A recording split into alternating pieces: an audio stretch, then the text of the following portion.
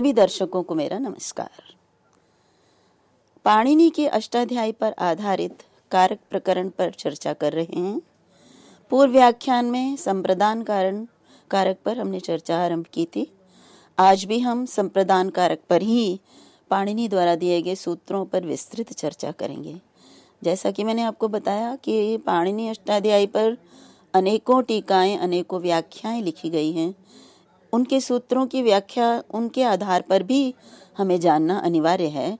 इसलिए मैंने बीच बीच में आपके समक्ष अन्य वैयाकरणों द्वारा इस परिभाषा पर जो भी अपने तर्क दिए हैं उन पर भी चर्चा करते जा रही हूँ। तो अगला सूत्र जो संप्रदान कारक संज्ञा करता है वो आपके सामने है। श्लाघ हुनुम स्था शपाम गीप्स मानः। यहाँ पर एक शंका हो सकती है कि जब हमने संप्रदान के लिए कर्मणा यम अभिप्रैति स संप्रदानम कह दिया तो उसके बाद इन सूत्रों की क्या आवश्यकता है। तो इसके उत्तर में आचार्य भर्तृहरि ने अपनी कारिका में ये स्पष्ट किया था कि संप्रदान कारक दो प्रकार का होता है।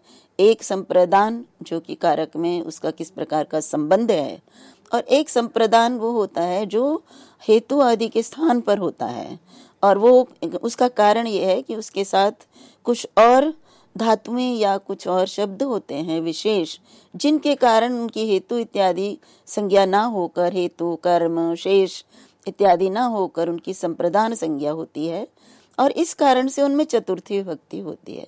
तो ऐसे शब्दों का भी, ऐसी धातुओं को भी जानना अनिवार्य होता है कि जिनके कारण कारक में संप्रदान का संबंध ना होते हुए भी, जो संप्रदान की परिभाषा दी गई है वैसा संबंध ना होने पर भी उनमें चतुर्थी विभक्ति या उनकी संप्रदान संज्ञा क्यों होती है, इससे संबंधित सूत्र हम आपके सामने प्रस्तुत कर रहे हैं।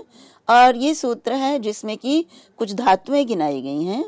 तो श्लाघ धातु, हुनुंग धातु, स्था धातु और शप धातु, ये चार धातुएं हैं। श्लाघ मीन्स प्रशंसा करना, हुनुंग मीन्स छिपाना, स्थ मीन्स ठहरना, रुकना, और शप मीन्स शपथ लेना, कसम खाना। तो ये चार धातुएं हैं। तो इसके लिए टीका में कहा गया एशाम प्रयोगे, तो एशाम प्रयोग, ये एशाम इन चार धातुओं के लिए प्रयुक्त हुआ है, जिसका अर्थ है इन चार धातुओं का जब प्रयोग होता है वाक्य में तो संप्रदान संज्ञा होती है। ये क्योंकि संप्रदान के ही प्रकरण में, उसी में आगे ये सूत्र है, उसी क्रम में सूत्र है, तो संप्रदान की अनुवृत्ति वहां से आ रही है। अब यहाँ पे कहा कि इन धातुओं का प्रयोग यदि हो वाक्य में तो संप्रदान संज्ञा होती है, संप्रदान कारक संज्ञा होती है। तो वो किसकी होती है संप्रदान कारक संज्ञा? तो उसके लिए कहा गीप्स्यमानः। गीप्स्यमानः ये जो है ज्ञा धातु से और यप दोनों ही धातुओं से, और जिन दोनों का ही अर्थ है जानना, ज्ञानार्थक है, बोधार्थक दोनों धातुएं हैं। और सन प्रत्यय, निच प्रत्यय, सन प्रत्यय, उसके बाद शानच प्रत्यय के द्वारा ये बनता है गीप्स्यमानः, और जिसका अर्थ वृत्तिकार ने दिया बोधयितुम इष्टः। गीप्स्यमानः सन प्रत्यय इच्छा के अर्थ में होता है। तो वो जिसको बोधयितुम, जिसका ज्ञान करवाने की इच्छा हो। क्या ज्ञान कराना? श्लाघा, श्लाघ, हुनुंग, स्था और शप, इन का जो अर्थ है उसका बोध कराना, जिसको बोध कराया जाता है या जिसको बोध कराने की इच्छा होती है वह संप्रदान होता है। मैं इसको आपको उदाहरण द्वारा स्पष्ट करती हूँ। उदाहरण है आपके सामने, गोपी स्मरात कृष्णाय श्लाघते, और इसी तरह से इसके अलग अलग वाक्य भी बनते हैं। इन्होंने एक साथ दिया, गोपी स्मरात कृष्णाय हुनुते, गोपी स्मरात कृष्णाय तिष्ठते, और गोपी स्मरात कृष्णाय शपते। तो ये चारों ही वाक्य हैं जो जिनमें श्लाघ, हुनु, स्था और शप, ये चारों धातुओं का प्रयोग है। इन धातुओं से बनने वाली क्रियाओं का प्रयोग है वाक्य में। तो यहाँ पे देखिए, जब मैं पहला वाक्य आपके सामने लेती हूँ, गोपी स्मरात कृष्णाय श्लाघते, तो यदि हम इसका अर्थ देखें तो अर्थ होता है कि गोपी स्मर, स्मर होता है काम, काम के वशीभूत होकर, काम के कारण कृष्णाय श्लाघते, कृष्ण की श्लाघा या प्रशंसा करती है। यहाँ पे देखिए श्लाघ धातु का प्रयोग है, और श्लाघ धातु श्लाघा प्रशंसा करती है किसकी? कृष्ण की। और यहाँ पर कृष्ण को बोधयितुम इष्ट, कृष्ण को उस प्रशंसा का बोध कराती है। गोपी काम के कारण अपने इच्छावश प्रेम वश होकर कृष्ण की प्रशंसा मात्र नहीं करती है, अपितु कृष्ण के ये उस प्रशंसा का कृष्ण को बोध भी कराती है।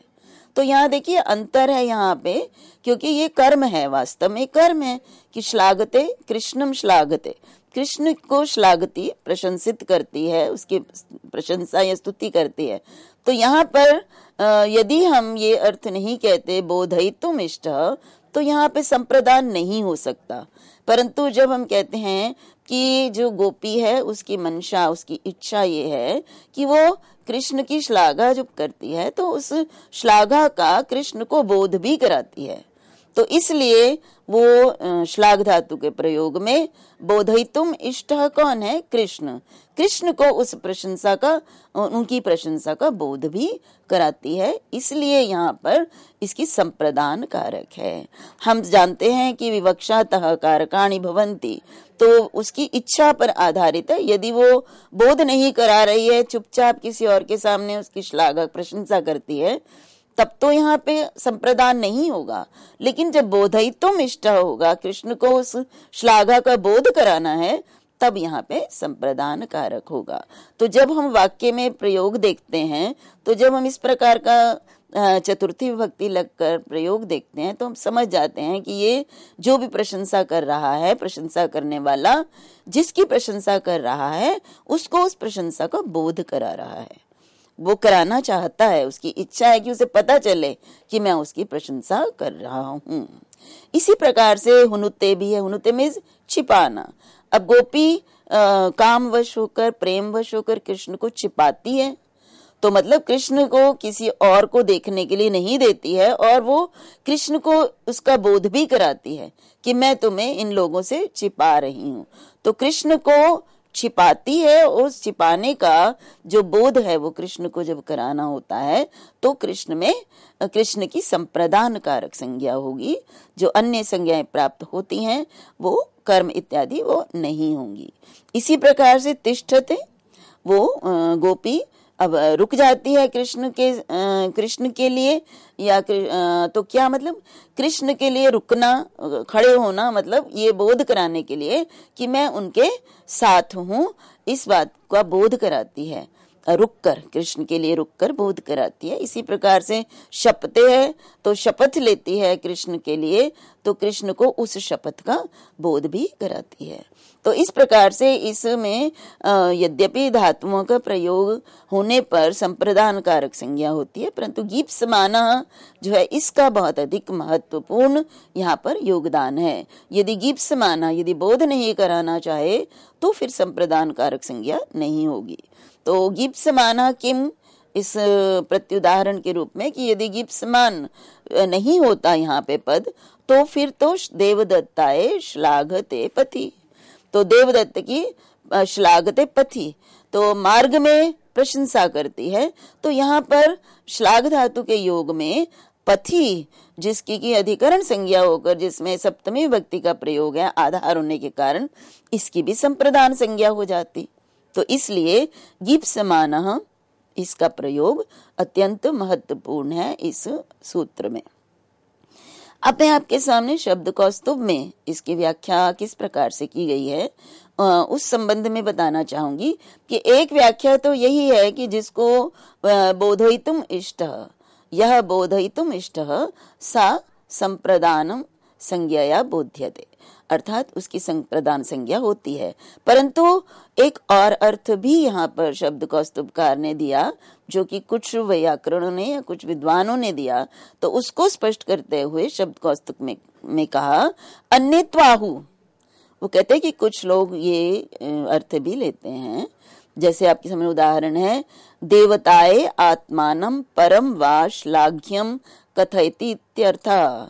यहाँ पे जब हम कहते हैं ना कि देवदत्ताए श्लाघते, तो यहाँ पर वो जो भी श्लाघा कर रहा है वो अपनी श्लाघा भी यदि देवदत्त के सामने अपनी श्लाघा या किसी और की प्रशंसा भी करता है जिसके सामने, वो भी संप्रदान कारक हो जाएगा। जैसे यहाँ पे देवदत्ताय आत्मानम श्लाघते या परम श्लाघते, तो यहाँ पर अपने या दूसरे की जो श्लाघा के योग्य हैं उसको देवदत्त को कहना, इस अर्थ में भी यहाँ पर संप्रदान कारक संज्ञा होती है। और इसको स्पष्ट करते हुए उन्होंने यहाँ पर एक भट्टी काव्य का उदाहरण दिया है। भट्टी काव्य आप सब जानते हैं कि संस्कृत व्याकरण का एक बहुत बड़ा, यद्यपि काव्य है परंतु इसमें व्याकरण के नियमों का बहुत ही जो है सुंदर और विस्तृत प्रयोग किया गया है। तो यह भट्टी काव्य का एक उदाहरण जो दिया इन्होंने, वो दिया श्लाघमानः पर स्त्रीभ्यस् तत्रागात राक्षसाधिपः। तो ये एक पद्य की पंक्ति है और इसमें कहा कि श्लाघमानः पर स्त्रीभ्यः तत्र अगात राक्षसाधिपः। पर स्त्रीभ्यः यहाँ पे चतुर्थी विभक्ति का प्रयोग किया गया, संप्रदान कारक है यहाँ पर स्त्रीभ्यः, यहाँ पर स्त्री संप्रदान कारक है। अब यहाँ पे पर स्त्री संप्रदान कारक है तो इसका ये श्लाघमाना, श्लाघ धातु का प्रयोग है, श्लाघ धातु से शानच प्रत्यय लग के श्लाघमाना बनता है। तो यहाँ पर वो पर स्त्री भ्य श्लाघमाना का अर्थ है कि पर स्त्रियों के सामने अपनी श्लाघा करता है, पर स्त्रियों की श्लाघा करता है ये अर्थ नहीं है। यहाँ पर है कि अपनी श्लाघा करता है, जो दूसरा अर्थ विद्वानों ने दिया उसी का ये उदाहरण है। और पर स्त्री भी दूसरी स्त्रियों के सामने आत्मानम श्लाघ्यमाना, अपनी श्लाघा करता हुआ राक्षस राज वहां आए, ये अर्थ इसी तभी बनता है। यदि हम यहाँ पे वो अर्थ नहीं लेते कि आत्मानम श्लाघ्यम कथयन, तो ये अर्थ जो है हम प्राप्त नहीं कर सकेंगे। इससे फिर ये अर्थ होगा कि स्त्रियों की, पर स्त्रियों की श्लाघा करता हुआ राक्षसाधिप आता है, परंतु पर स्त्रियों के सामने अपनी श्लाघा करता हुआ। यहाँ पे इसको स्पष्ट करते हुए भी कहा आत्मानम श्लाघ्यम पर स्त्रीभ्यः कथयन इत्यर्थः। तो इसका अर्थ यही है कि दूसरों की स्त्रियों को अपने श्लाघा, अपनी प्रशंसा जो कि श्लाघ के योग्य हुए, उस अपनी श्लाघा को करता हुआ वहां आया। तो यहाँ पर देखिए, मैंने पूर्व भी बताया कि भर्तृहरि ने स्पष्ट किया कि हेतु, शेष और कर्म में जो विभक्ति प्राप्त होती है, जो कारक प्राप्त होता है, उनके स्थान पर संप्रदान कारक इन पदों के प्रयोग या इन धातुओं के प्रयोग के कारण होता है। तो यहाँ पर पहले पक्ष में कर्म होना चाहिए था, मैंने अभी आपको बताया भी है, तत्राद्ये पक्षे कर्मत्वे प्राप्ते। पहला जो पक्ष जिसमें कहा देवदत्ताय श्लाघते, उसमें क्या था, गोपी स्मरात देवदत्ताय श्लाघते। तो यहाँ पे मैंने आपको बताया था कि देवदत्तम श्लाघते, एक्चुअली देवदत्त की प्रशंसा करती है देवदत्त। तो वहां पर क्योंकि श्लाघ धातु का प्रयोग है और गीप समान अर्थ है, तो वहां कर्म ना होकर यहाँ पर संप्रदान कारक हुआ है। तो आद्य पक्ष, इस पहले पक्ष में तो कर्म प्राप्त हुआ और कर्मणि द्वितीया से द्वितीया होनी चाहिए थी, और इसी तरह से द्वितीय पक्ष कारक शेषत्वाद। अब दूसरे जो पक्ष है जिसमें कि का अपनी श्लाघा करता है, तो इसमें जो है वो कारक शेष होने के कारण शेषे षष्ठी प्राप्त होती है, परंतु वहां पर षष्ठी ना होकर संप्रदान कारक कहा गया, इसलिए संप्रदान होने के कारण यहाँ पर चतुर्थी विभक्ति का प्रयोग हुआ है। अब यहाँ पे देखिए आगे कहा तथा च गीप्स्यमानः इति संगी विशेषणम उपपाद्यम इति। उन्होंने कहा कि जो गीप्स्यमान है, गीप्स्यमानः ये संगी का विशेषण है। संगी कौन है, किसकी संज्ञा है संप्रदान, जिसकी संप्रदान कारक संज्ञा है, ये गीप्स्यमान उसी का विशेषण है। अर्थात जैसे संप्रदान कारक किसकी संज्ञा है, देवदत्त की, तो देवदत्त कैसा, गीप्स्यमानः देवदत्तः।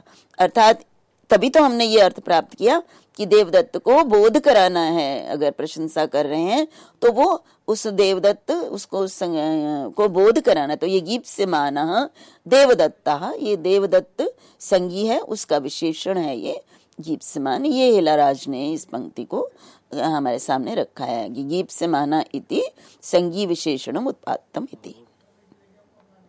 अब जो दूसरे अन्य 2 उदाहरण हैं, अन्य 3 उदाहरण देवदत्ताय हुनुते, तो उनको भी स्पष्ट किया गया शब्द कौस्तुभ में।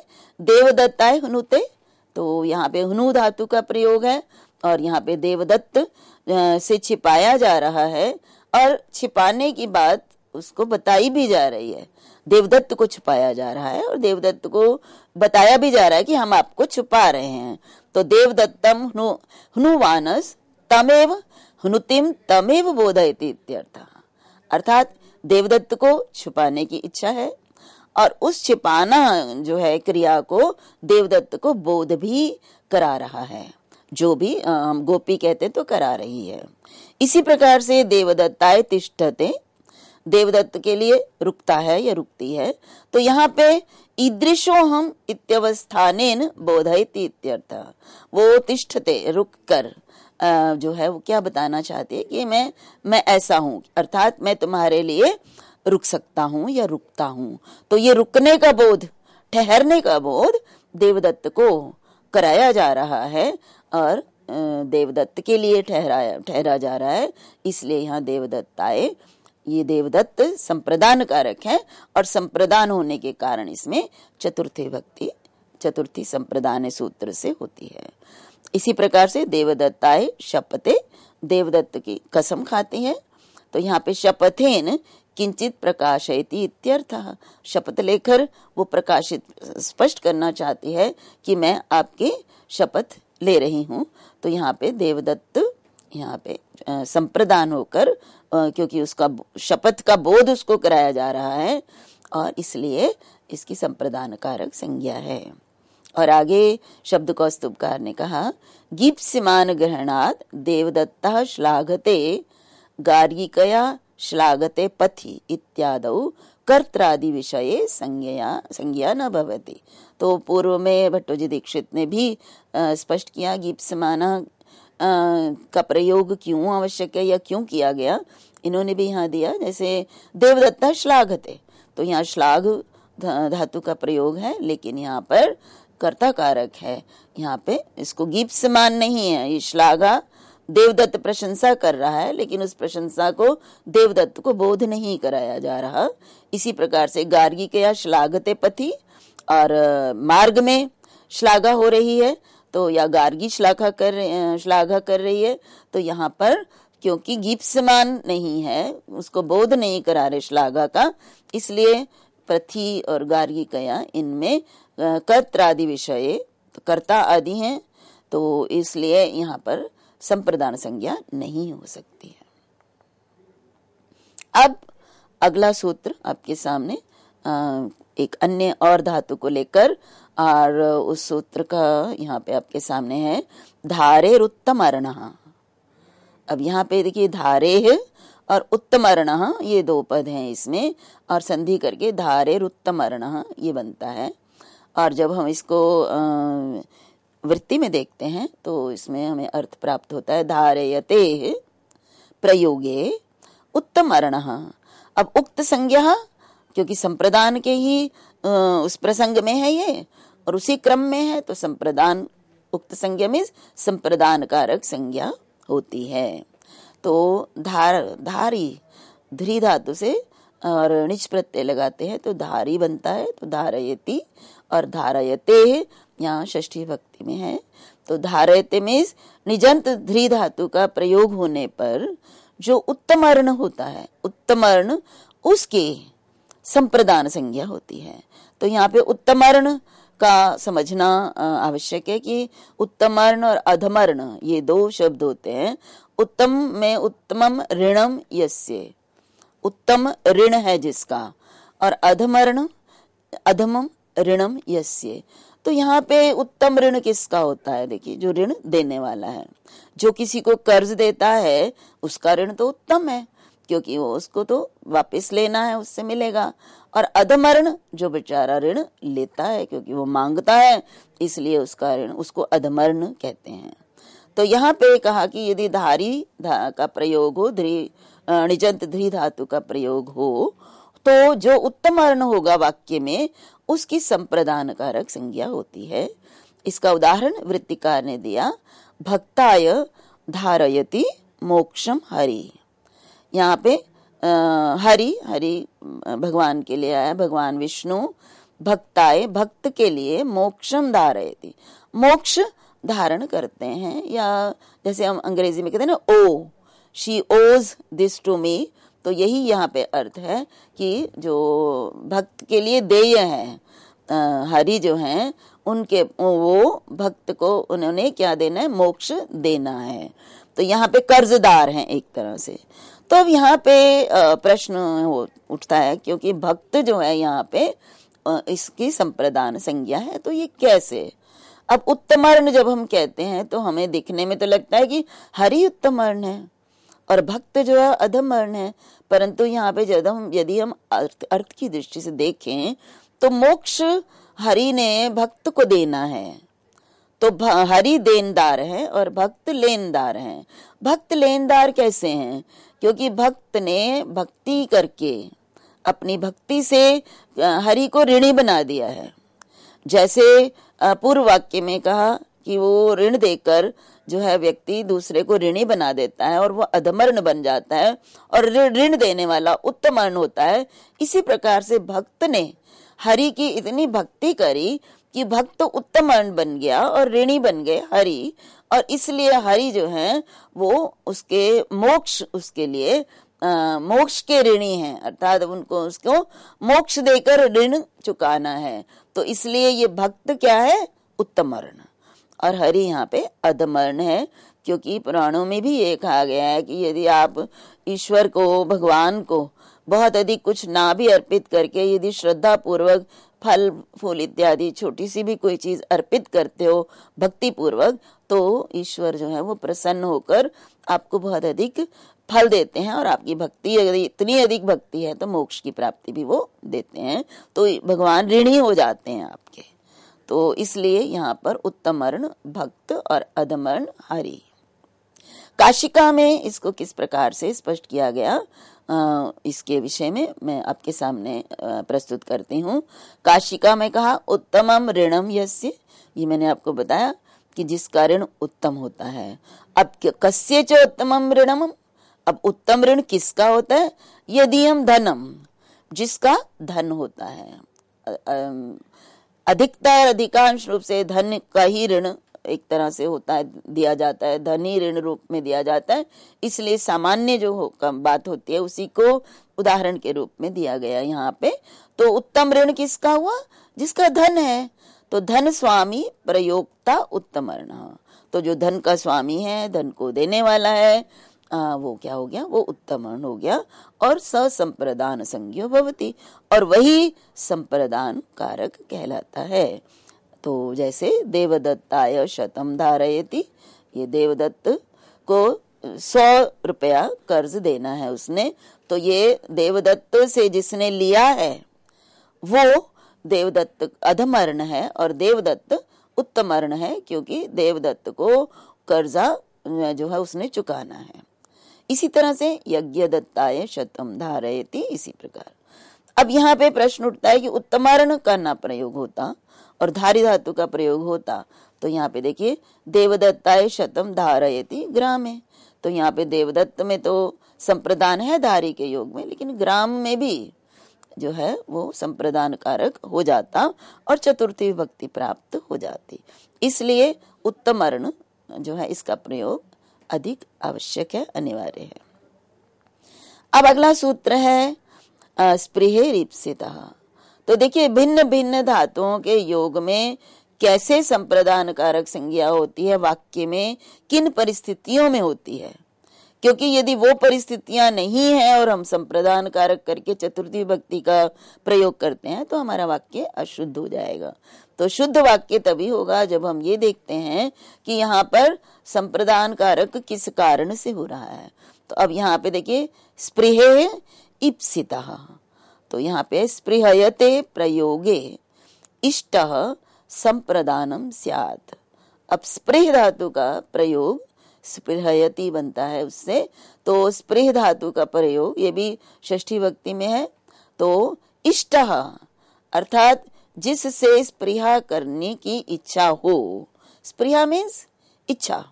तो जो स्पृहा करने के लिए अभीष्ट होता है, जिसकी स्पृहा आप करना चाहते हो, जिसको आप इच्छा करते हो प्राप्त करने की, कह लीजिए, या पसंद करने की इच्छा करते हो, उस इष्ट की संप्रदान कारक संज्ञा होती है। जैसे पुष्पेभ्यः स्पृहयति, तो यहाँ पे पुष्पों की स्पृहा करता है, फूल, उसको फूल की इच्छा, फूलों की इच्छा कर रहा है। तो यहाँ पर देखिए पुष्प जो हैं उनकी स्पृहा, जो स्पृहा है उसके लिए इष्ट क्या है? पुष्प। तो पुष्पों की इच्छा कर रहा है।